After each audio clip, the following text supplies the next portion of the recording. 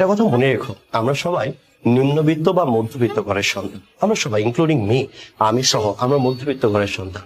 যখন মধ্যবিত্ত ঘরে একটা সন্তান জন্ম নেয়, তখন বাচ্চাটাকে কোলে নিয়ে বাবা বলে ওঠে, আমার সন্তান ডাক্তার হবে, অথবা ইঞ্জিনিয়ার হবে, অথবা বিসিএস ক্যাডার হবে।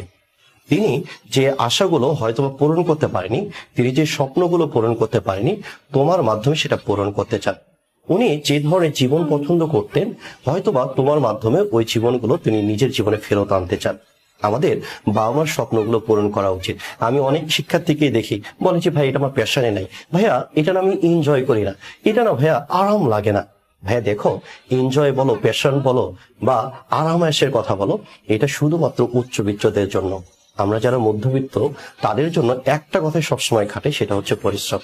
আমাদের ক্ষেত্রে একটি কথাই খাটে, সেটা নাম হচ্ছে জিম্মাদারি। আমাদের পরিবারের হালটা আমাদেরকেই ধরতে হবে। আমাদের পরিবারের যে সুখ দুঃখ বেদনা যেগুলো আছে, প্রত্যেকটার জিম্মাদার আমাদেরকেই হতে হবে, আজকে অথবা আগামীকাল। এই কথাটা মনে রেখে আমাদের পড়তে হবে ভাই, অবহেলা করার কোনো সুযোগ নাই।